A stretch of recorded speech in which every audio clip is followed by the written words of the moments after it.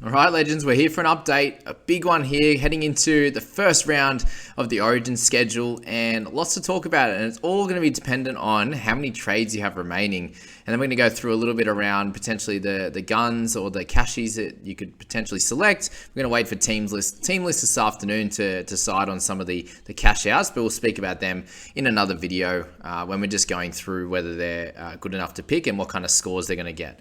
But this one here, the important part is going through your trades you got remaining and then potentially how many you could use over this next period to be able to come out okay and dominate over the next bunch of rounds, and then heading into creating your final team to win your head-to-head matches and do really well overall finishing up. So we go through the potential trades available here. So for round 13, you're going to have 4 available. That's the first thing to think about. For round 17, you're going to have 4 available as well. That's probably the 2 that you're going to be like, oh, I really need to push to maybe go the 3 or 4.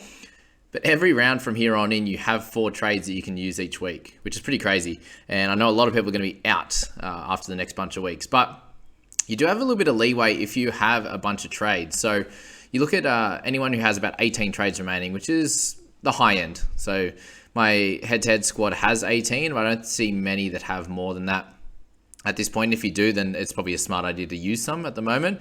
But let's just say over the next 5 rounds, you would use 2 per week. That would be 10. That would leave you with 8 left over for round 18 all the way to round 25. So 18, 19, 20, 3 there, and then another 5. So 8 rounds remaining with 8 trades plus the extra 4. So that's pretty good, right? Over 1 per week. So really, this kind of team with 18 trades could probably use 12 to 14, I would say, would be decent over this period to lose 2 to 3 per week. So that might be 3 this week, 1, 2, 2, 2, and a 3. That would work out pretty close to that number there, and leaves you with 1 per week for the last 8. So 4 left, and then added the extra 4 heading into round 20, and that would be 1 per week for the last bunch, which I think is pretty solid. So you're in pretty good stead, let's be honest, if you've got 18 trades remaining. 16 is obviously 2 less. I'd say you'd be able to use through this next bunch of weeks, and then so on and so forth. So 14 trades, you'd leave you with 4 if you use 10, 2 left, and then 0 plus the 4 that you get in round 20. So you'd have nothing at all through round 18 and 19, and then round 20 you'll get the extra 4 trades for that last 6 rounds. So just be aware of that when you're using trades this week. So let me know in the comments where you guys are at the moment. If you're liking this kind of content, hit subscribe and like as well. I appreciate that and all you guys being here. A few of the recent videos have actually blown up a little bit, so thanks for watching that. I hope you're learning a lot. So generally that's what you want to be thinking about in terms of your trades at the moment. And then we have a bunch of different like cheapy, cashy, mid-range guys to potentially hold or pick up over the next period of time. And you can see that list there. So I don't have any really in the Warriors that I would be selecting. You've got Aiken, Tohu, and Tavanga as potential guns. If I have missed anyone, let me know. Obviously, there's going to be some cash outs, which I haven't put in here yet. Potential guys that are going to play this week, but probably not any other weeks, unless there's guys that aren't going to be backing up, for example. And you might see in a few of the top teams as well that they decide to leave their guys on ice with the 2 to 3 day backup. Their Origin guys I'm talking about. So something to think about there is does Cleary back up? Does he have a rest? Do any of those Panthers guys back up? And if they don't, you might get an extra game or 2 out of some of these guys. A few people are looking at Mitch Kenny already. Just remember that Api Coruscant is not 18th man, so he should be playing for Panthers this week. Just be aware of that. So the guns with Api and Edwards as potential pickups there. Fisher Harris is another one that maybe you could select as well. In the Eagles, I haven't really got anyone in the cheapy range, but you've got Ruben Garrick, who I think is a solid option this week. Marty Tapau, these types of players there. Raiders, we got Xavier Savage, Adam Elliott, who you could still potentially pick, but who knows what's going to happen this week. He just told that I think he's heading to the Knights next year, so there's a chance that he gets no minutes as well, just like what Starling did. I think Starling you have to hold this week and just cop the loss in potential points or loss in cash. He could, there's still a decent chance that he comes on and plays 50 minutes too. We don't really know, but we can make that decision after this week and just flick him and move on. On the dog side, Karaz and King, I'd be looking at obviously holding. And then you got Burton, TPJ if he's back, Joshy Jackson as potential options as well. If you don't have any of them, Burton should be having a solid week again. You got Beaufor Moore as a hold, I think. Jaden Campbell, you've got Sexton and those kind of guys to think about as well. On the Titans side, Cowboys, you got Harlem Lukey, Gilbert, Nanai as potential holds there. We've got Cotter, unfortunately, we can't talk about. Looks like Taumalolo should be back this week, and I really hope so. Will definitely help my side. On the Roosters thing, we got Walker. I'd spot Watson in there. He's probably more of a gun, but he could work too. Luke Keary, Angus Crichton's a big one this week. Nat Butcher, if you don't have him, and Joey Manu. So they're like a lot of the guys I'm thinking about. And again, it's just going to be basing who you're going to be trading in off how many trades you've got. If you've got a lot of trades, you can potentially trade 1 or 2 Origin guys who are going to be missing at least 13 and 17, potentially 14 and or 18 as well.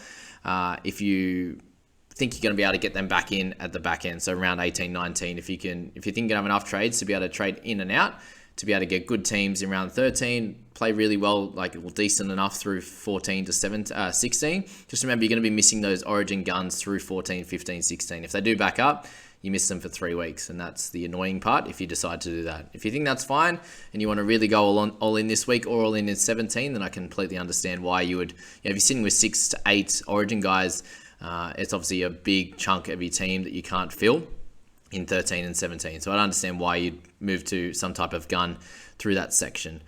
And if you're sitting around the 14 trades or below, I'd suggest holding most of your Origin guys, because it's going to be very difficult to get them back into your squad in round 18, 19, 20, if that makes sense, because you're going to be using trades on injuries, suspensions, out of form players, guys that lose their role, Raiders players, and Bunnies players. Anyone knows how bad the People squad is? We got Ilias, Moale, Peoples, Taff. Four South guys that all need to be traded out. So we're probably going to launch at a few of them this week. But yeah, that's generally the biggest part of this video that I want to go through, is just around that trades. And a few people ask me around that at the moment as to what we should be doing and who we should be trading out. I've seen a few people looking to trade out Cleary, and only way I'd entertain that is if you had 18, 19, 20, 21 trades. If you're sitting somewhere there, I think you can do it, because there's a chance that he doesn't back up, especially if he's carrying a little bit of niggle. There's no chance they're going to put him under any pressure to play in that round 14 or the round 18 game, for example. Even round 15, 16, if he picks up something in Origin, it's obviously a tough arena there, and a lot of people pick up bits and pieces, unless their team's struggling and they really need him to back up and do really well, and they're like a captain, Teddy, for example. Their Roosters are doing okay. Good chance that he'll back up if the team's not playing as well and they need his help, for example. But with Storm, with the Panthers, even the Cowboys potentially, it's like, well, and Broncos, that top 4, you're probably like, oh, do we need to play them in round 14, 15, 16?